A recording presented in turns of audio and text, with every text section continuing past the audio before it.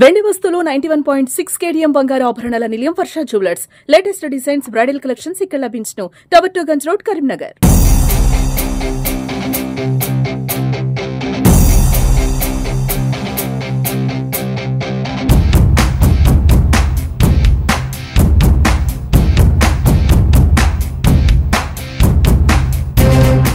బీజేపీలో జోష్ పెరిగింది. 2 ఎమ్మెల్సీ స్థానాల్లో బీజేపీ పాగా వేసింది. ప్రస్తుతం మనతో కేంద్ర సహాయక శాఖ మంత్రి బండి సంజయ్ గారు ఉన్నారు. వారితో మాట్లాడదాం. అన్న చెప్పండి, 2 ఎమ్మెల్సీ స్థానాల్లో బీజేపీ పాగా వేసింది, దీన్ని ఎలా చూస్తారు? తప్పకుండా ఇది కార్యకర్తల విజయం, మేధావి వర్గం విజయం.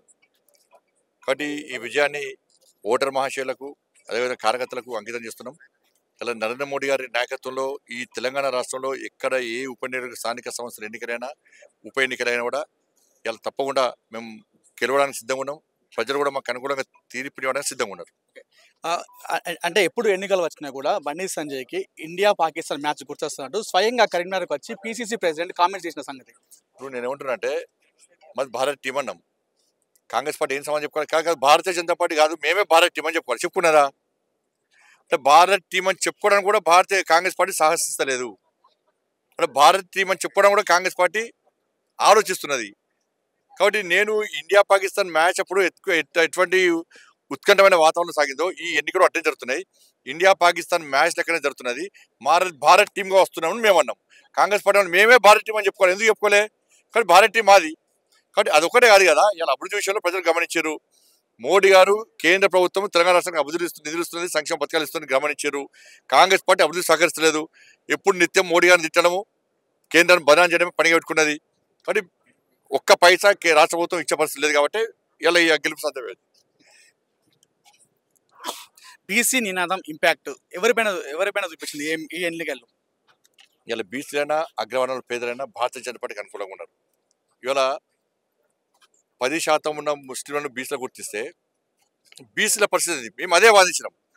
4% రిజర్వేషన్లు కాంగ్రెస్ పార్టీ ఇస్తే బీసీలు గుర్తిస్తే హైదరాబాద్ జిహెచ్ఎంసీలో ఎంత అన్యాయం జరిగింది బీసీలకు. ఇవాళ కాంగ్రెస్ పార్టీ ఇలా 10% ఉన్న ముస్లింలను బీసీలు గుర్తిస్తే ఇలా ఉద్యోగ ఉపాధి అవకాశాలు బీసీ యువతి యువకులకు ఎంత అన్యాయం, ఎంత ఘోరమైన అన్యాయం జరుగుతుందో మేము ప్రశ్నించినాం. రాజకీయ పరంగా రావాలనుకున్న బీసీ యువతకు ఏ విధంగా అన్యాయం జరుగుతుందో మేము వివరించినాం.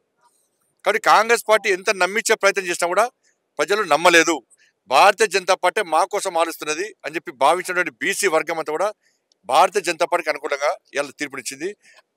అగ్రవర్ణాల్లో పేదలు కూడా ఈడబ్ల్యూఎస్ ఇచ్చింది మాకు భారతీయ జనతా పార్టీని భావించిన అగ్రవర్ణాలు కూడా భారతీయ జనతా పార్టీ మద్దతు ఇచ్చింది. వచ్చే సాధారణ ఎన్నికల్లో రాష్ట్రంలో బీజేపీ పాగా వేస్తుందా? అటువైపు కాంగ్రెస్ 6 గ్యారెంటీలు అమలు చేస్తున్నట్టు కూడా మా వైపు ఉన్నట్టుగా కాంగ్రెస్ చెప్తుంది. ఇప్పుడు కాంగ్రెస్ పార్టీ చెప్తూనే ఉంటుంది, ప్రజలు మాకు అనుకున్న తీర్పులు ఇస్తూనే ఉంటారు.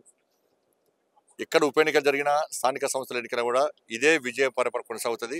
ప్రజలు మార్పు కోరుకుంటున్నారు. ఆ మార్పు భారతీయ జనతా పార్టీ ద్వారా మాత్రమే సాధ్యమని భావించిన ప్రజలు మాకు ఇక్కడ తీర్పునిచ్చిన వాటి స్థానిక సంస్థల ఎన్నికలు కూడా అభివృద్ధిని, సంక్షేమ పథకాలను గుర్తించి ఎవరు నిధులుస్తున్నారు, ఎవరికి ఓటేయాలో ప్రజలకు తెలుసు కాబట్టి దానిలో కూడా మేమే గెలుస్తాం. ఈ విజయం వేదికగా ప్రతిపక్షాలకు మీరు చివరికి ఏం చెప్తారు?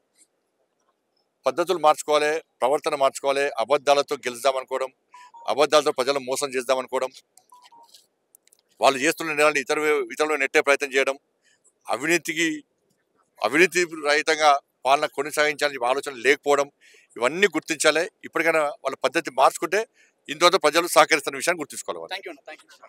ఇది మొత్తానికి ఈ ఎన్నికల్లో అంత విజయం కూడా కార్యకర్తలు, భారతీయ జనతా పార్టీ శ్రేణులు కలిసికట్టుగా ఈ విజయాన్ని అందించినట్టు కూడా బీజేపీ నాయకులు, కేంద్ర మంత్రి బండి సంజయ్ చెప్పిన పరిస్థితి.